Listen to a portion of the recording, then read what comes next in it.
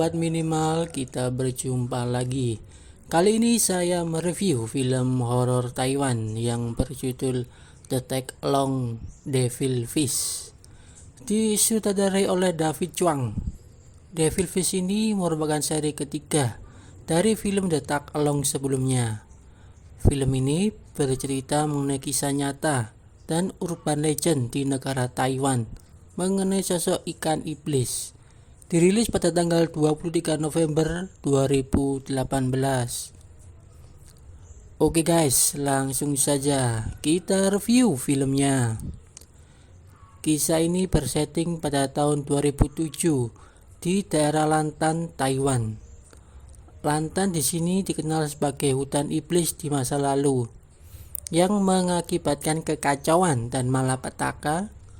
Pada akhirnya Raja Iblis Agdemon bisa dikalahkan oleh seseorang bernama Guru Macan, sehingga sejak saat itu sampai sekarang masyarakatnya damai dan aman. Suatu hari sekelompok orang memancing ikan di sungai, tapi naas, ikan yang ditangkap itu berubah menjadi sosok roh iblis yang merasuki orang tersebut.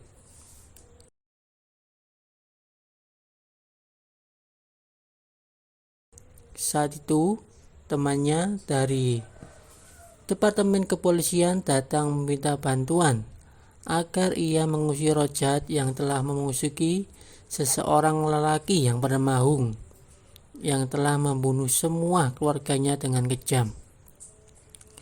Seorang pendeta lokal itu bernama Lin Xingsheng yang memiliki kemampuan untuk mengusir roh jahat yang merasuki tubuh manusia. Ia merupakan medium dari Dewa Guru Macan. Di sisi lain, juga ada pelajar namanya Jiahao bersama temannya sedang mengerjakan sebuah film pendek berbau supranatural untuk keperluan lomba di sekolahnya. Mereka berdua bersama-sama menyelidiki tentang pengusiran roh jahat yang dilakukan oleh pendeta Cheng. Jiahou merupakan anak broken home. Ia tinggal bersama dengan ibunya bernama Wang Yahui. Akibat perceraiannya itu, Wang pergi ke dokter psikiatri. Ia sering mengalami gangguan emosional dan perilaku tiba-tiba. Maka dari itu, suaminya meminta hak asuh anaknya karena ia takut istrinya tidak bisa menjaga putranya. Dia di sini mengikuti lomba film pendek agar menyenangkan ibunya dan membawa ibunya liburan ke luar negeri kalau ia menang.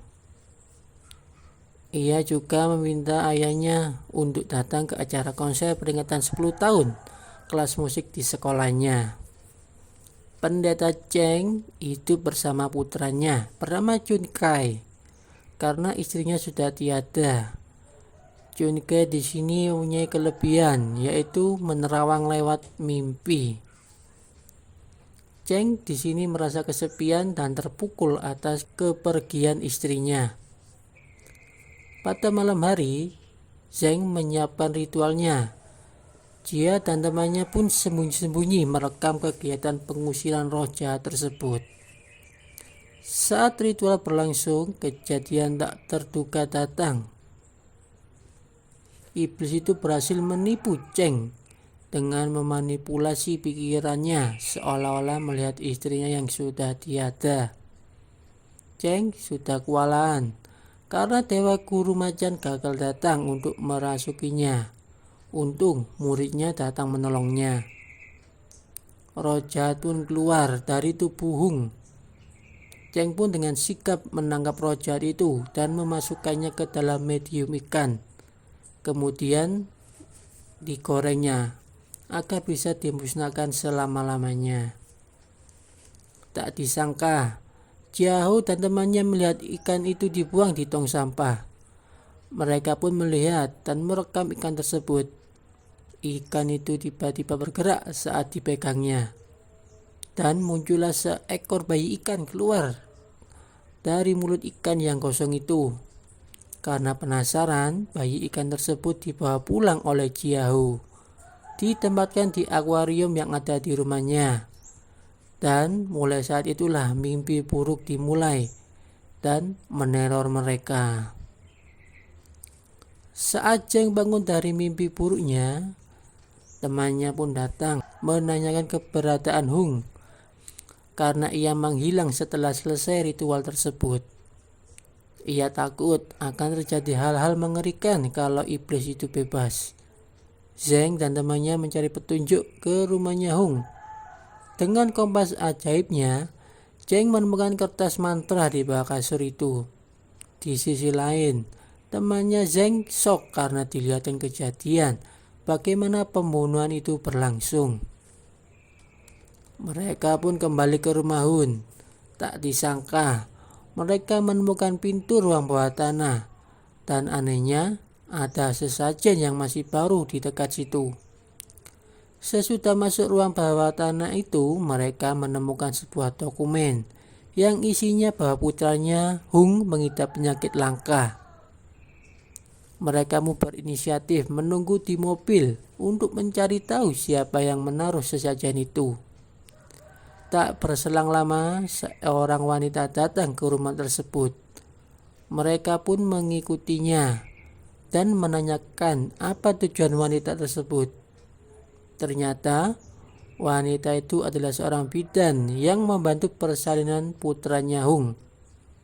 Ia sangat sayang kepadanya dan sempat memberi saran kepada Hung untuk segera mengobatinya.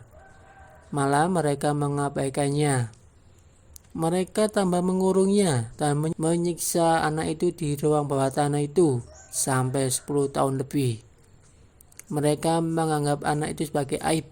Sampai sekarang ia tidak tahu lagi keberadaan anak itu.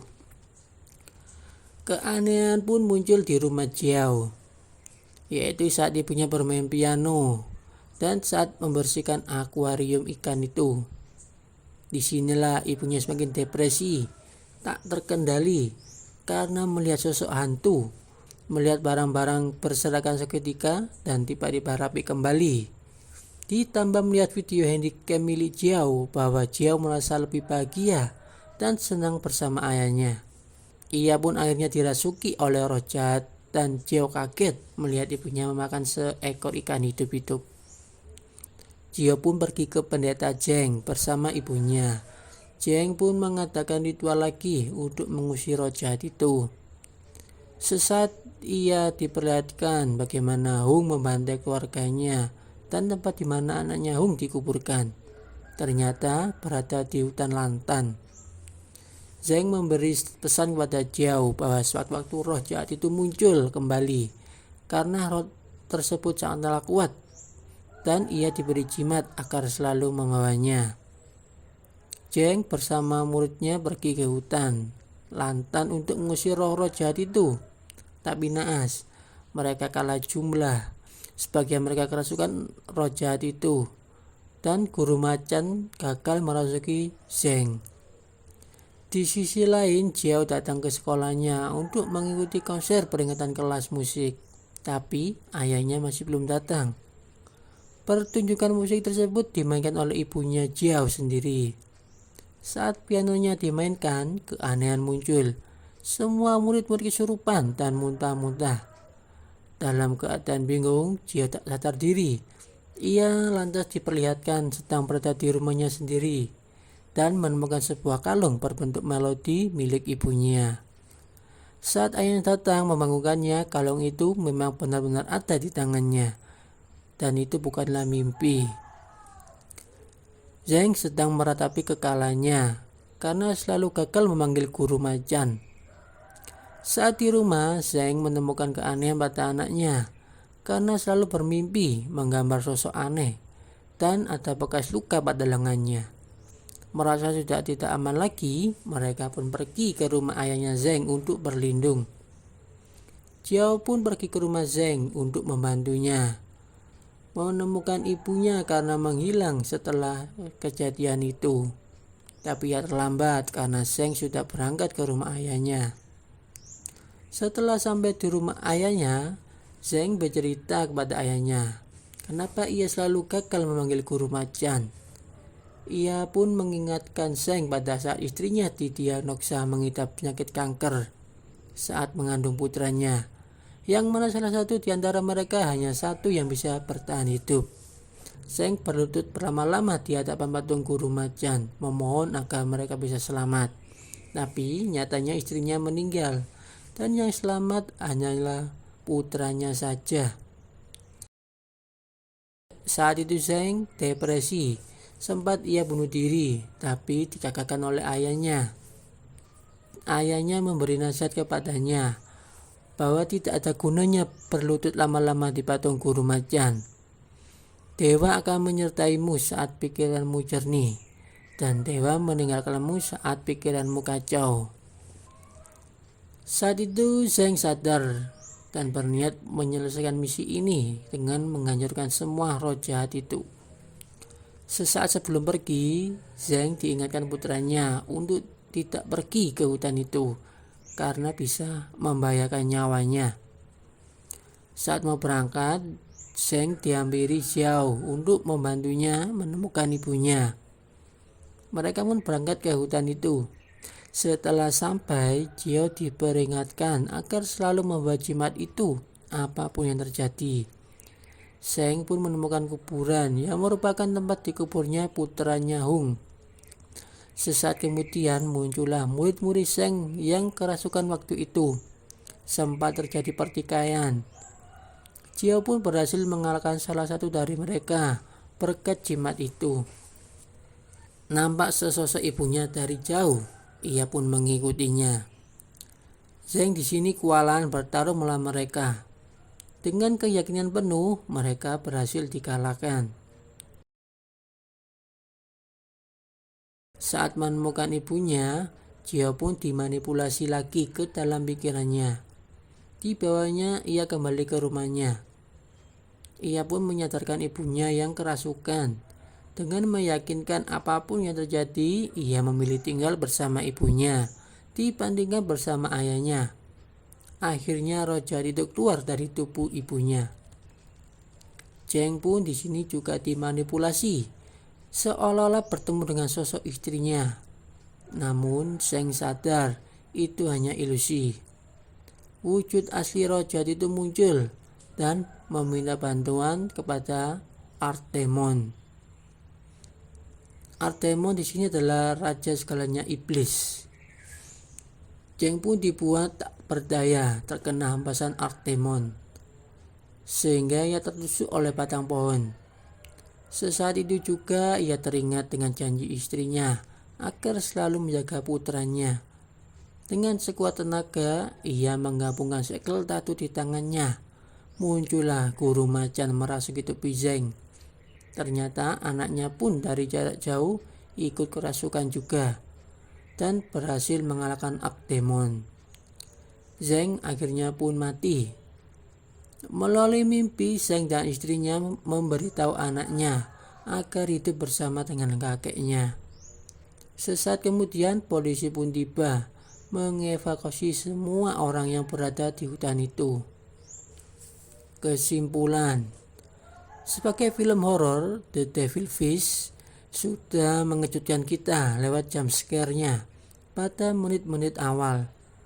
Diawali dengan ikan, namun berakhir dengan pertempuran CGI antara guru macan dan sosok roh hitam jahat, yaitu Artemon. Membuat film ini menjadi film yang membingungkan dan membosankan. Sejak awal film ini memang sudah salah jalan dengan dua plot utamanya, hingga filmnya sendiri pun kebingungan untuk mengakhiri salah satu jalan utama ceritanya. Adegan penampakan setan dalam film ini hanya muncul untuk membuat kaget sekilas saja. Oke guys, sekian review dari saya. Jangan lupa subscribe, share, like, dan komennya untuk video terbaru selanjutnya. Terima kasih.